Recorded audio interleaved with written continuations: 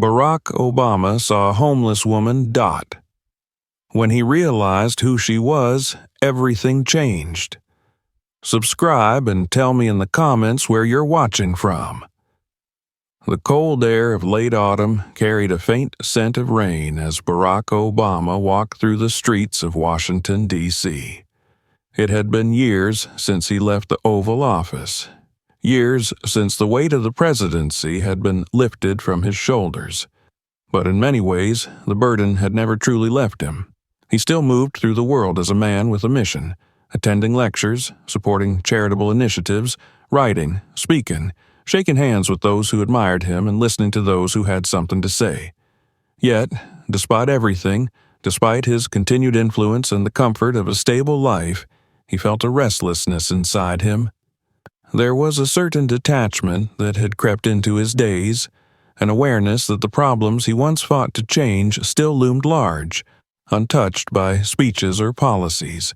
He often wondered if his role in the world had become more symbolic than practical, if the power he once wielded had dissolved into nothing more than words and good intentions. It was with these thoughts in mind that he found himself walking through the city that had been the backdrop of his most pivotal years. He had just left a meeting at a think tank, a discussion filled with statistics and strategies, but the theoretical nature of it all had left him feeling hollow. He wanted to step away from the conference rooms and the controlled environments. He wanted to feel the pulse of the city, to remind himself of the lives that existed beyond the walls of policy and politics. As he moved along the sidewalk, past the blend of government buildings and small businesses, his eyes took in the familiar rhythm of Washington. Young professionals rushing between meetings, tourists pausing to admire landmarks, street vendors selling hot coffee to pedestrians bracing against the chilly wind. He found himself wondering how many of these people were struggling beneath the surface, how many had been forgotten by the systems that were supposed to protect them. Then, as he passed a public park, something caught his attention. She was sitting on a weathered wooden bench near the edge of the park, wrapped in layers of mismatched clothing, her shoulders hunched against the wind. Beside her was a rusted shopping cart filled with tattered blankets and plastic bags, the telltale signs of someone who carried their entire life with them. Her hair, streaked with gray and unkempt, barely concealed the deep lines that ran across her face. Her skin was worn by the elements, her hands curled into her lap as if trying to keep the warmth from escaping her body. Something about her struck him. At first, it was just a quiet recognition, the kind that happens when you see someone who reminds you of a person from long ago. But as he studied her, a familiar sensation rose in his chest, an unshakable certainty that he knew her, that she wasn't just another face among the forgotten. A memory stirred, blurred at the edges, but persistent. He slowed his steps, narrowing his eyes as he tried to place her face. The slope of her nose, the way her brows furrowed even in stillness, the way she seemed to carry an invisible weight on her shoulders, it all tugged at something in the depths of his memory. Then, suddenly, it hit him. Miss Lawrence. His breath caught, his feet stopped moving. Miss Lawrence, his former teacher, the woman who had once stood before a classroom of restless students, guiding them with patience and conviction. The woman who had shaped the minds of countless young people, who had believed in them even when they didn't believe in themselves. The woman who had believed in him. And now she was sitting alone on a park bench, reduced to the fringes of society, discarded by a world that no longer had a place for her. His mind reeled. How had this happened? What had led her to this point? He had to be mistaken. Surely this couldn't be her, but the longer he looked, the more undeniable it became. His heart pounded with a mix of emotions, Shock, disbelief, anger at the injustice of it. He had seen poverty before, had met people who had been left behind by the system, but this was different. This was personal. For a moment, he hesitated. He wasn't sure how to approach her. Would she recognize him? Would she even want to? There was a deep, unsettling shame that came with realizing that someone who had once given so much to the world had been left to fend for themselves. A shame that belonged not just to him, but to society as a whole. He took a step forward, then another, until he was close enough to see the deep exhaustion in her eyes. She wasn't looking at him. She wasn't looking at anything, really. She was staring ahead, unseeing, as if she had trained herself not to acknowledge the world around her. Miss Lawrence. His voice was gentle, uncertain. He wasn't even sure she had heard him. She blinked slowly, as if waking from a daze, and turned her head slightly in his direction. Her eyes met his, and for a fleeting moment, something flickered in them. Recognition, perhaps, or maybe just the instinctive response of someone being addressed directly. He saw the hesitation in her expression, the way her brow knit together as she searched his face. Then, just as quickly, she looked away. "I don't know you," she murmured, her voice rough with disuse. The words stung, but he wasn't deterred. "It's me," he said, softer now, crouching slightly so he was at her level. Barack Obama." Something shifted in her face, an almost imperceptible twitch of her lips, a flicker of something behind her tired eyes. He saw it then, the moment of realization. But instead of relief or happiness, her expression darkened. Her hands tightened in her lap. "You shouldn't be here," she said, her voice barely above a whisper. She turned away from him completely, as if trying to disappear into the layers of her coat. It was shame. He felt it radiating from her, the crushing weight of humiliation, of being seen like this by someone who had once known her in a different life. His heart ached. "I want to help," he said. She shook her head, her fingers gripping the edge of her coat. "There's nothing to help." The words carried a finality that made his chest tighten, but he wasn't going to walk away. Not from her, not from the woman who had once believed in him when no one else did. Barack Obama watched as Miss Lawrence turned away from him, curling into herself as if she could make herself disappear entirely. The weight of shame was evident in her every motion, in the way her hands trembled slightly as she pulled her coat tighter around her frame, in the way her eyes refused to meet his again. He felt it settle into the air between them, heavy and unspoken. He hesitated for a moment, uncertain how to proceed. He had spent years giving speeches, negotiating with world leaders, navigating the most complex of political landscapes.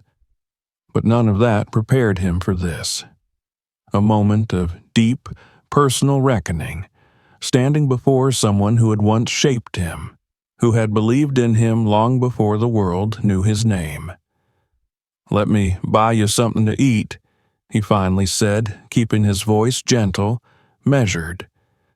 He wasn't making an offer so much as extending a hand, giving her something to hold on to, something to say yes to.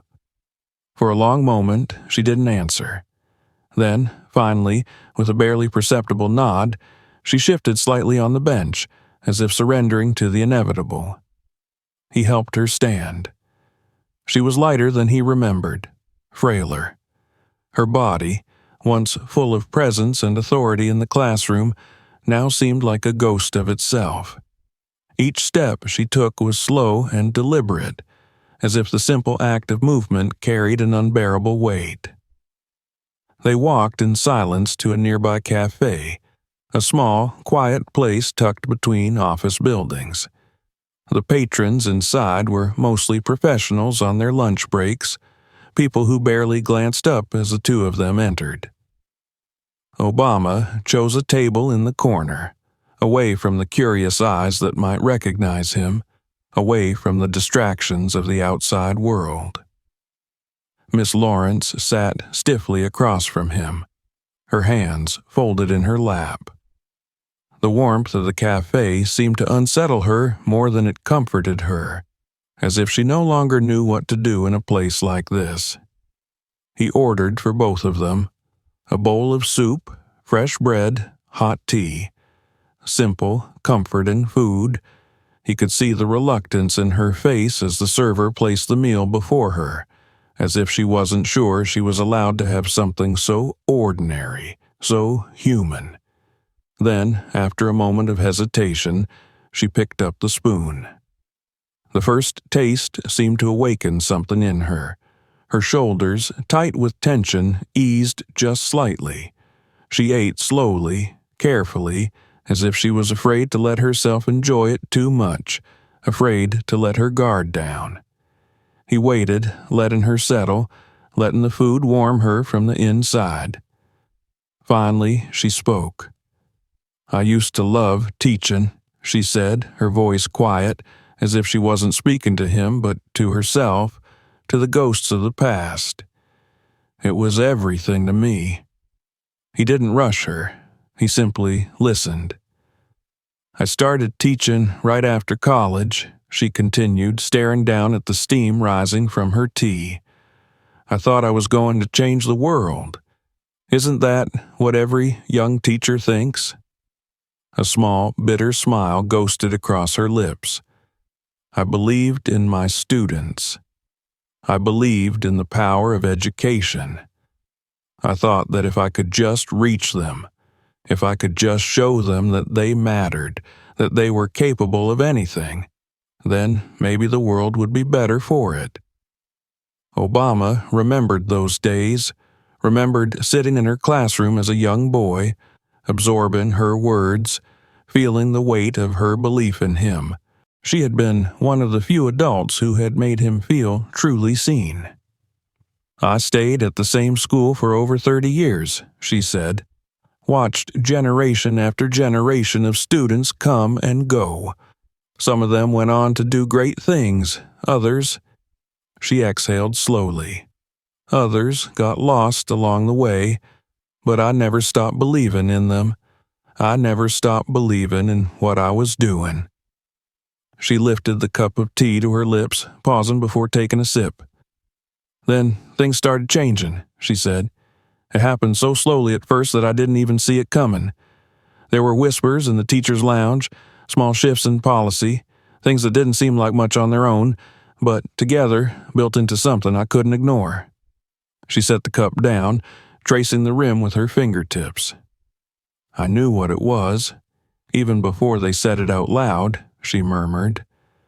"I could see it in the way they looked at me, in the way my evaluations suddenly became more critical, in the way I was passed over for leadership positions I was more than qualified for." She gave a hollow laugh. "And then, one day, they told me my teaching style wasn't in line with the school's new direction, that I wasn't the right fit anymore." Obama felt something dark and cold settle in his chest. He had heard these kinds of stories before. They never used the real words: discrimination, bias, racism, but the meaning was always the same. "I fought it," she said. "I went to the school board. I wrote letters. I tried to make them see reason, but reason doesn't matter when the decision has already been made." She fell silent for a moment, her fingers tightening around the edge of the table. "They forced me out," she whispered. 30 years of my life, and they threw me away like I was nothing." Obama exhaled slowly, steadying the anger rising inside him. "What happened after that?" he asked. She shook her head. "I thought I'd find another job," she said. "I thought, surely, my experience counted for something. But every school I applied to, they all said the same thing. 'We'll keep your application on file.' we've decided to go in a different direction." She gave another humorless laugh. "I knew what it was. I wasn't the right color for their diversity quotas, and I wasn't the right age for their new hiring trends. I was caught in between, unwanted by both sides." Her face hardened, the pain of it still fresh even after all these years. "My savings ran out," she said simply. "I lost my apartment. I tried staying in shelters, but—" She shook her head again, her expression darkening. "They're not safe, especially for older women. So I started sleeping outside. You learn how to disappear, how to keep your head down, how to stop existing so people don't look at you too long." Her voice was steady, but Obama could hear the exhaustion woven through it, the quiet devastation of someone who had spent years fading into the background. He felt the full weight of her words, the weight of what had been done to her, the weight of how easily she had been discarded by the very institutions she had served for decades. Miss Lawrence, the woman who had once stood so tall, who had once believed so fiercely in the power of education, had been reduced to this, to a figure in the background, unseen, unheard, forgotten. And the worst part was that she had accepted it. He looked at her, sitting across from him, so much smaller than he remembered, so much more fragile. But beneath the exhaustion, beneath the years of hardship, he could still see her.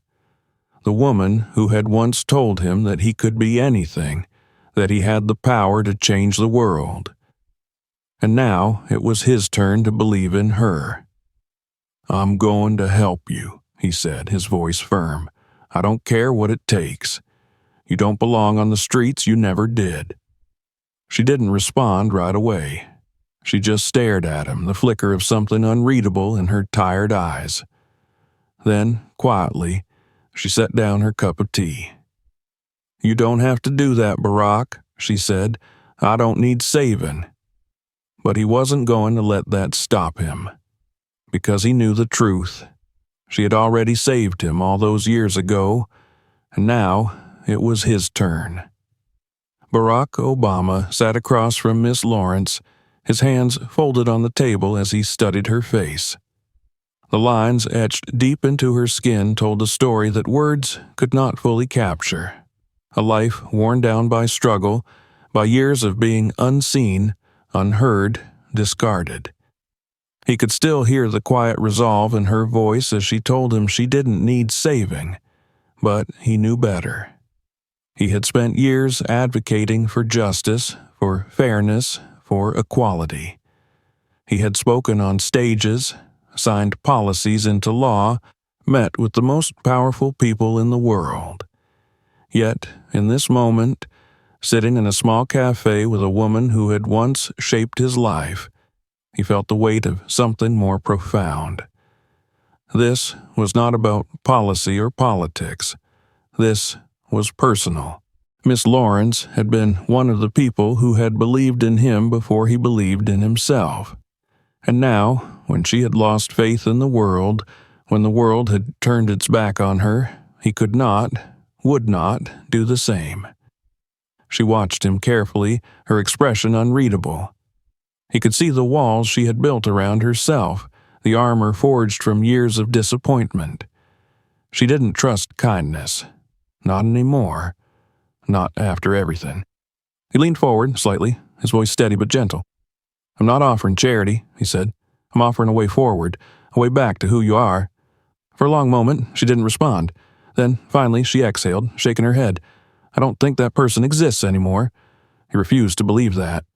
He stood up, pulling his wallet from his pocket, placing enough cash on the table to cover their meal and more. Then, looking at her, he said, "Come with me." She hesitated, glancing toward the door as if contemplating escape, but there was something in his voice, something in the certainty with which he spoke, that made her pause. Without another word, she followed him outside. The wind had picked up, carrying the damp scent of rain, and she instinctively pulled her coat tighter around herself. He led her to a waiting car, one of the discreet black vehicles that had become standard for him since his presidency. The driver opened the door, but she hesitated at the threshold, her fingers gripping the edge of the frame. She looked at him, her eyes wary. "Where are we going?" "To a place where you won't have to sleep in the cold tonight," he said simply. She didn't move. He could see the internal battle raging within her. Accepting help meant admitting she needed it, and for someone who had spent years surviving on their own, that was a hard thing to do. But finally, she stepped inside. The ride was quiet. She sat stiffly, her hands folded in her lap, as the city blurred past the windows. He didn't push her to talk. He knew she needed time to process what was happening. When the car pulled up to a hotel, she looked at him in confusion. "I thought you'd take me to a shelter," she said. "I'm not putting you in a shelter," he replied. She frowned, but didn't argue. Inside, the staff was discreet, used to high-profile guests who valued privacy. The receptionist handed over a key, and Obama escorted her to the elevator. The room was simple but warm. A large bed with clean sheets, a bathroom with a shower, a small table with a lamp casting a soft glow. Nothing extravagant, but after years on the streets it must have felt like another world. Miss Lawrence stood in the doorway, unmoving. She didn't look relieved. She looked overwhelmed. "I don't belong here," she murmured. "Yes, you do," he said. She turned to him, her expression tight. "And what happens tomorrow?" He met her gaze without hesitation. "Tomorrow, we start putting things back together." She looked away, her jaw tightening. "I don't know if there's anything left to put back together." He refused to accept that. He knew that recovery wasn't just about food and shelter. It was about dignity. It was about giving her back a sense of purpose, of worth. "I'm going to make some calls," he said. "We'll get your documents restored, get you in touch with a doctor, whatever you need." Her lips pressed into a thin line. "You think it's that simple?" "No," he admitted. "I know it's not, but I also know you didn't get here overnight. And you're not going to get out of it overnight either." She was silent for a long moment. Then, almost imperceptibly, she nodded. He left her then, giving her the space she needed. That night, as he sat in his own home, he began making calls. The first was to a lawyer. He knew that getting her identification restored would be the first step. Without it, she couldn't work, she couldn't rent an apartment, she couldn't even open a bank account. The process wouldn't be easy. Years on the streets meant she had no proof of residency, no paper trail to connect her to anything. But if anyone could navigate the bureaucracy, it was the people he knew. The second call was to a doctor. He had seen the way her hands shook, the way she moved with a stiffness that spoke of years of untreated pain. She needed medical care, not just for her body, but for her mind. The scars of living on the streets ran deep. The third call was to an old friend who ran a nonprofit for displaced educators. He didn't just want to get her off the streets, he wanted to get her back into a classroom. He knew that if she was going to heal, if she was going to rebuild, she needed to find her way back to the thing that had once given her purpose. By the time he hung up the phone, he felt the weight of responsibility settle more firmly on his shoulders. This wasn't going to be easy, but it was necessary. The next morning, he returned to the hotel. Miss Lawrence answered the door cautiously, as if she still half expected this to be a dream. She looked different already, cleaner, more rested, but still wary, still guarded. I have some meetings set up for you, he said. Doctors, legal aid, a few other things. She hesitated. Why are you doing this, Barack? He looked at her, his voice steady. Because someone once believed in me when I needed it the most, he said. Now it's my turn. She didn't respond right away, but this time when she nodded, it was just slightly less hesitant than before. That was enough for now, because tomorrow they would take another step forward, and the day after that, another. One by one, they would piece together the life that had been stolen from her, and he would not stop until she had it back. The morning air was crisp as Barack Obama stepped out of his car and entered the hotel lobby. He had always been an early riser, a habit ingrained in him from years of rigorous schedules and responsibilities, but today he felt a particular urgency. The last few days had been a whirlwind of arrangements, legal aid, medical appointments, reconnecting with people who might be able to help Miss Lawrence regain some semblance of the life she had lost. But no matter how many calls he made, no matter how many resources he arranged, he knew that none of it would matter if she didn't believe in herself again. He took the elevator up to her floor and knocked on the door of her room. There was a pause before he heard the slow shuffle of feet.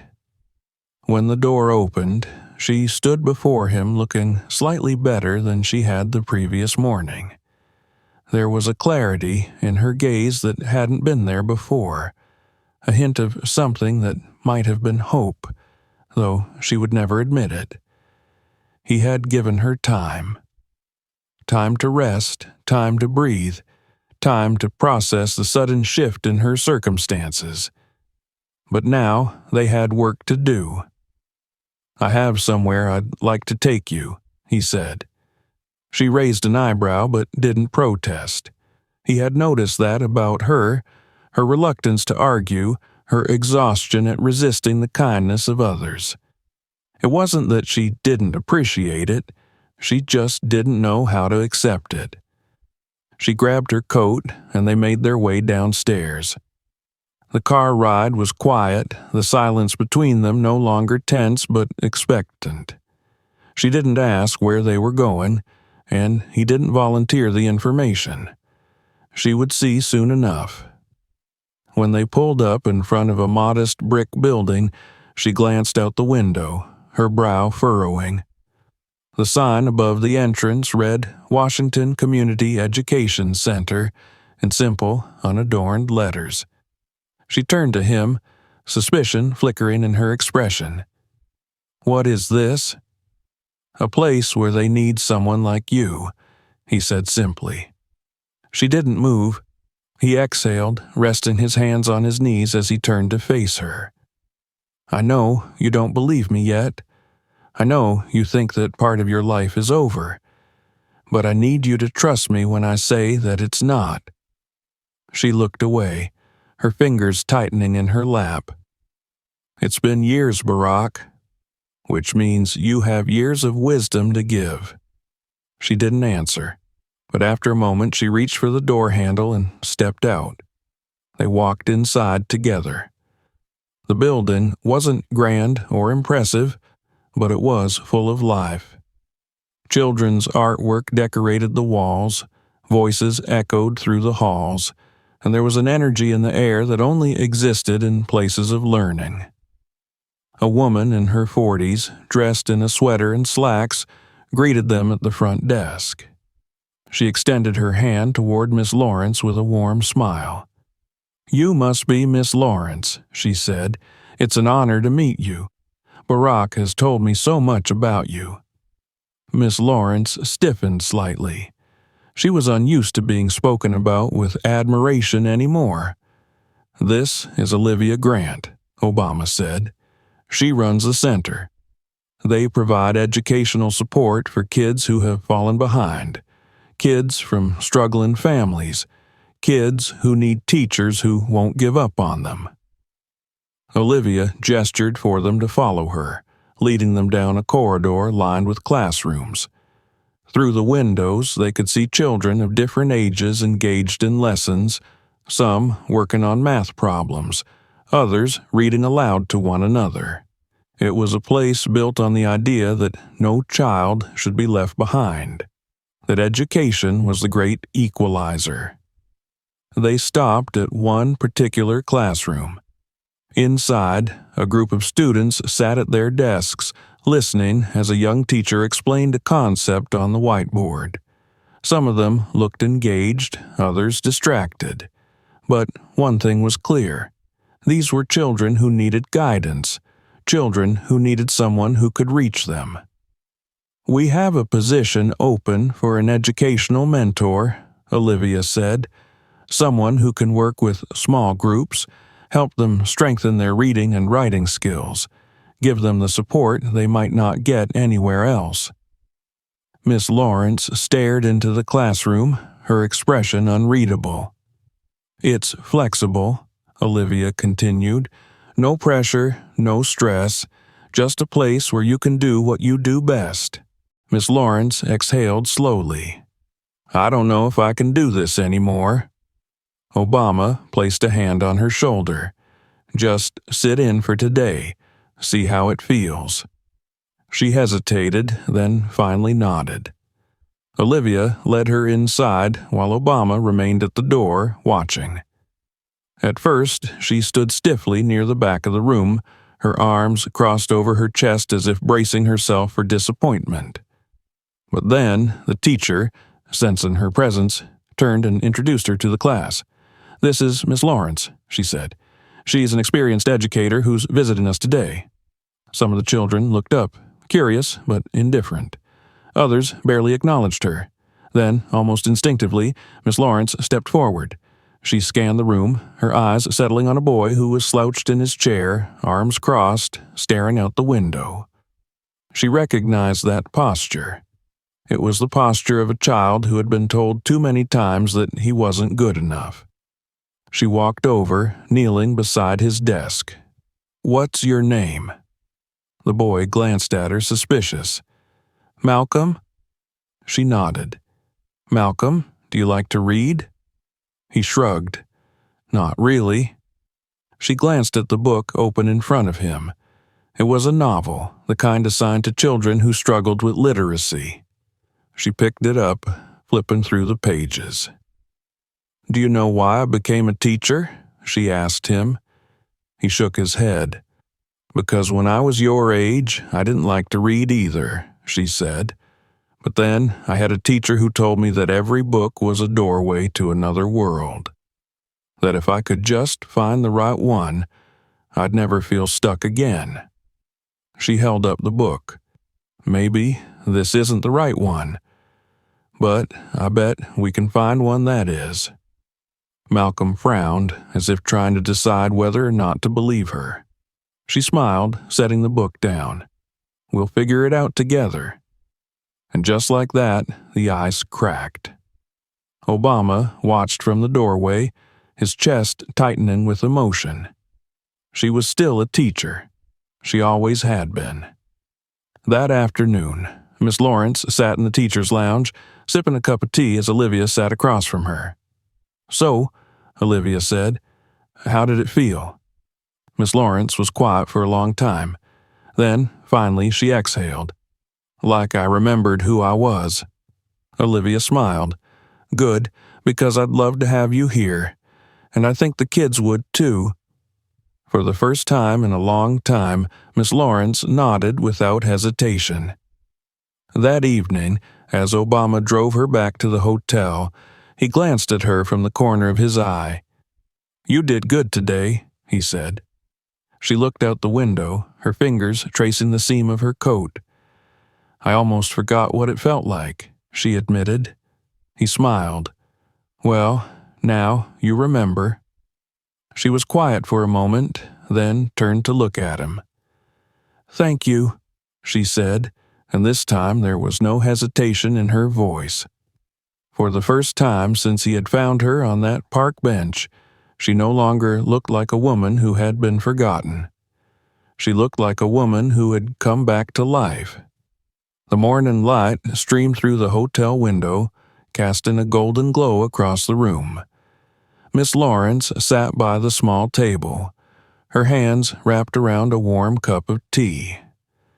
She had slept well for the first time in years, though it still felt strange to wake up in a bed rather than on a park bench or in the cramped confines of a shelter.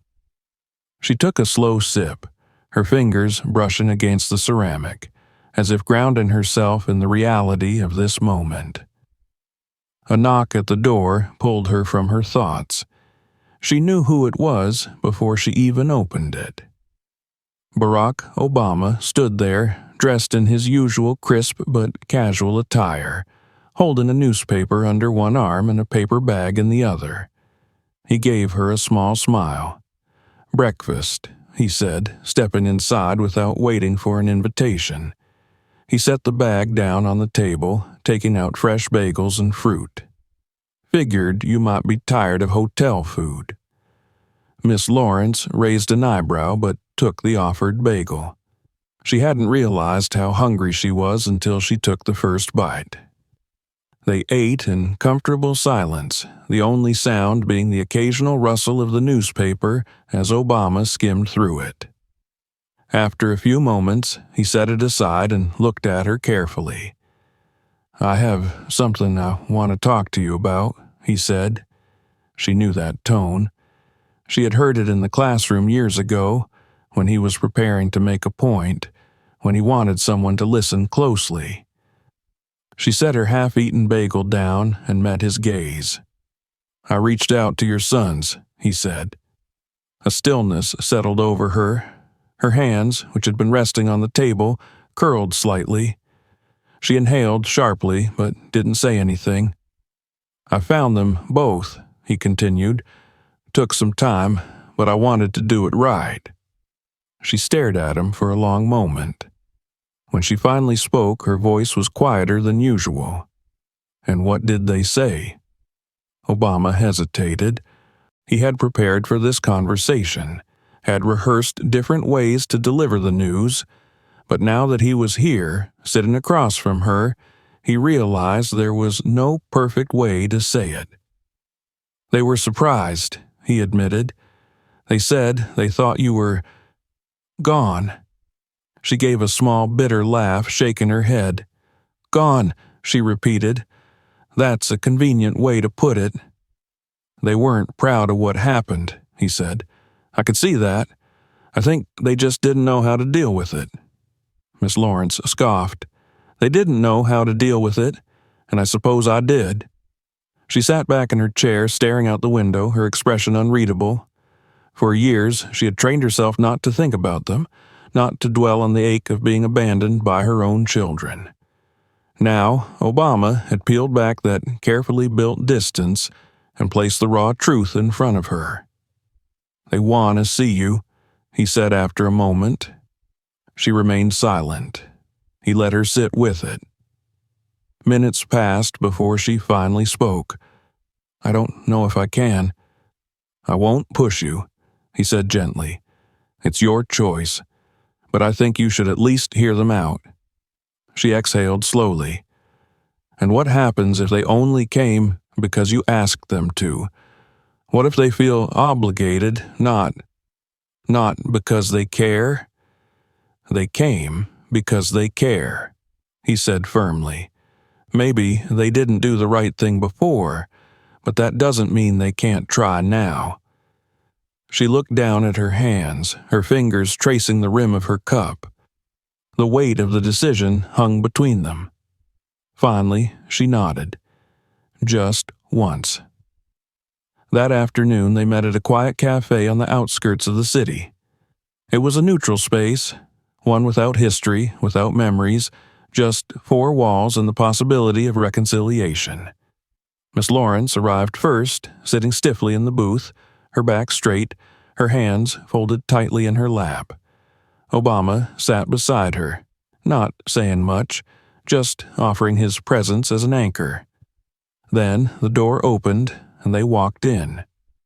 Her eldest son, David, was the first to approach. He was taller than she remembered, broader, his hair touched with gray. His younger brother, Aaron, followed, looking just as nervous, shifting from foot to foot like a boy caught misbehaving. For a long moment, no one spoke. Then David swallowed hard and said, "Mom." Her breath hitched. She hadn't heard that word in so long. He started, then stopped, shaking his head. His voice thickened. "I'm so sorry." Aaron looked at her, his eyes red-rimmed. "We should have looked for you. We should have done more. We thought maybe you didn't want us to." She blinked, trying to process their words, trying to let them sink in without drowning in the years of hurt and absence. Finally, she found her voice. "You thought I didn't want you?" David ran a hand over his face, exhaling. "I don't know what we thought. I think we were scared. I think we were selfish." He met her gaze, his own eyes glistening. "But we never stopped loving you." Silence stretched between them, fragile and uncertain. Then Miss Lawrence did something none of them expected. She reached out and took their hands in hers. She didn't say she forgave them.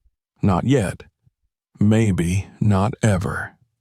But in that moment, they were together again, and that was enough.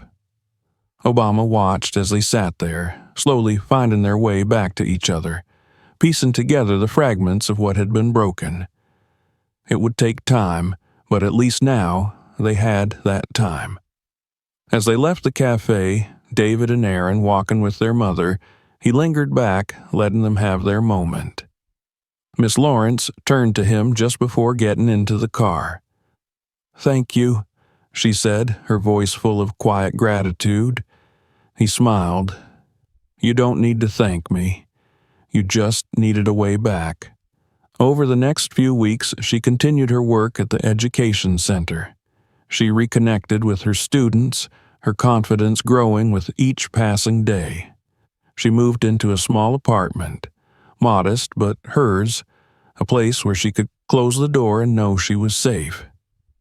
The world no longer looked at her as someone invisible, and for the first time in a long time, she no longer looked at herself that way either. One afternoon, as Obama sat in the back of the classroom watching her teach, she caught his eye and gave him a small, knowing smile. He nodded in return. She was home. If this story moved you, make sure to subscribe for more powerful stories like this. Share this video with your friends and family to spread the message of kindness and second chances. And don't stop here.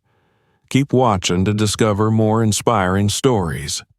Your support makes a difference.